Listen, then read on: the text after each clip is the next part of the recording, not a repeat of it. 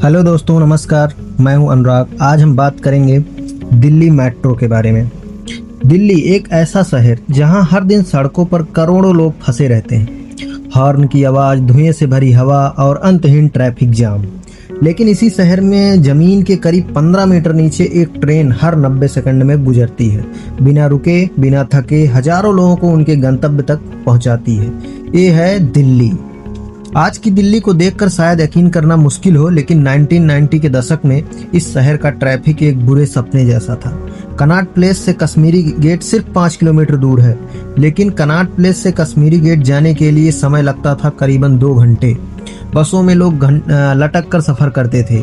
सड़कें गाड़ियों से भरी रहती थी और हवा जहरीली होती जा रही थी। ये सिर्फ एक ट्रैफिक समस्या नहीं थी, एक आर्थिक और स्वास्थ्य संकट बन चुका था। और फिर एक विचार आया, एक ऐसा विचार जिसने इस शहर की किस्मत बदल दी। हम इस शहर के नीचे सुरंग बनाएंगे, हम इसके ऊपर पुल बनाएंगे और हम ये सब करेंगे बिना शहर के रोके, बिना इसकी विरासत को नुकसान पहुंचाए। किसी ने ऐसा कहा, लोगों ने हंसा, कुछ ने तो मजाक भी उड़ाया, क्योंकि उस समय भारत में इस स्तर का डिजिटलाइजेशन बनाना नामुमकिन माना जाता था। 1990 के दशक में आपको याद होगा, उस समय पे तो इंटरनेट भी नहीं चलता था। तो किसी ने जब ऐसा प्लान दिया तो सबने हंसा, मजाक उड़ाया, लेकिन हर असंभव काम के पीछे एक ऐसा इंसान होता है जो हार नहीं मानता। 1995 में भारत सरकार और दिल्ली सरकार ने मिलकर डीएमआरसी की स्थापना कर ही दी। डीएमआरसी मतलब दिल्ली मेट्रो रेल कॉरपोरेशन। और इसकी कमान सौंपी गई एक ऐसे इंजीनियर को जिसका नाम था इंजीनियर श्रीधरन। उन्हें दुनिया बाद में मेट्रो मैन के नाम से भी जानी, लेकिन श्रीधरन के साथ आई एक सोच, समय पर काम, बिना भ्रष्टाचार और इंटरनेशनल क्वालिटी। लेकिन सबसे बड़ा सवाल था कि पैसा कहाँ से आएगा। बहुत ज़्यादा बड़ा पैसे की जरूरत थी। 1997 में एक ऐतिहासिक कदम उठाया गया। ऐतिहासिक कदम ऐसा उठाया गया कि जापान की एजेंसी JICA ने दिल्ली मेट्रो को फंड देने का फैसला किया।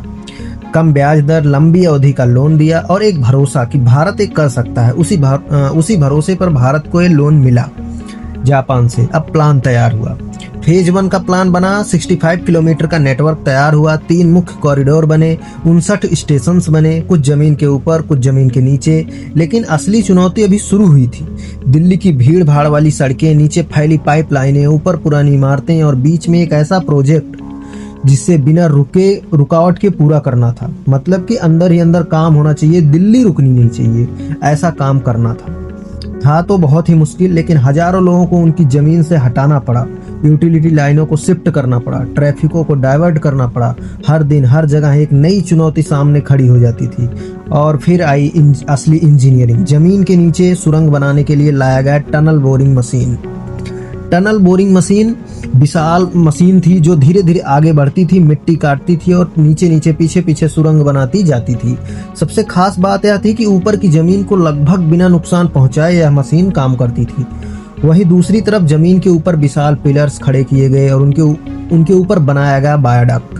प्रीकास्ट कंक्रीट सेगमेंट को मिलीमीटर की सटीकता से जोड़ा गया। ये काम इतना सटीक था कि एक छोटी सी गलती पूरे स्ट्रक्चर को खतरे में डाल सकती थी। काम दिन रात चलता रहा, 24 घंटे काम चलता रहा। धूल, शोर, मशीनों की गूंज और हजारों मजदूरों की मेहनत। धीरे धीरे दिल्ली के ऊपर और नीचे एक नई दुनिया बन रही थी। फिर आया अगला चरण, ट्रैक बिछाना, पावर सिस्टम लगाना, सिग्नलिंग नेटवर्क तैयार करना। हर चीज को मिलीमीटर लेवल पर टेस्ट किया गया। मेट्रो के लिए चुना गया बैलेस्टलेस ट्रैक सिस्टम, जिससे ट्रेनें ज्यादा स्मूथ और तेज चल सके। 25,000 वोल्ट की इलेक्ट्रिक सप्लाई, ऑटोमेटिक सिग्नलिंग और सेंट्रल कंट्रोल सिस्टम, सब कुछ दुनिया के सबसे एडवांस स्टैंडर्ड पर सेट किया गया। और फिर आई वो ट्रेन, एयर कंडीशनर, मॉडर्न, तेज, जो दिल्ली की गर्मी में भी आरामदायक सफर देने वाली थी। लेकिन अभी एक आखिरी परीक्षा बाकी था, टेस्टिंग। दिनों तक ट्रेनों को खाली चलाया गया, स्पीड बढ़ाई गई, सिस्टम चेक किया गया, हर छोटी सी छोटी गलती को सुधारा गया। और फिर आखिरकार वो दिन आया, 24 दिसंबर 2002, जब पहली दिल्ली मेट्रो ट्रेन सादरा से 30 हजारी तक चल गई। उस दिन सिर्फ एक ट्रेन नहीं चली थी, बल्कि एक नया युग शुरू हुआ था। आज दिल्ली मेट्रो 350 किलोमीटर से ज़्यादा लंबा नेटवर्क बना चुकी है, लेकिन हर दिन लाखों लोग इसका इस्तेमाल करते हैं। समय बचता है, प्रदूषण कम होता है और ज़िंदगी आसान हो जाती है। ये सिर्फ एक ट्रांसपोर्ट सिस्टम नहीं है, यह एक शहर की धड़कन है। एक ऐसा सिस्टम जिसने साबित किया कि अगर सोच बड़ी हो और इरादा मजबूत हो तो नामुमकिन को भी मुमकिन बनाया जा सकता है।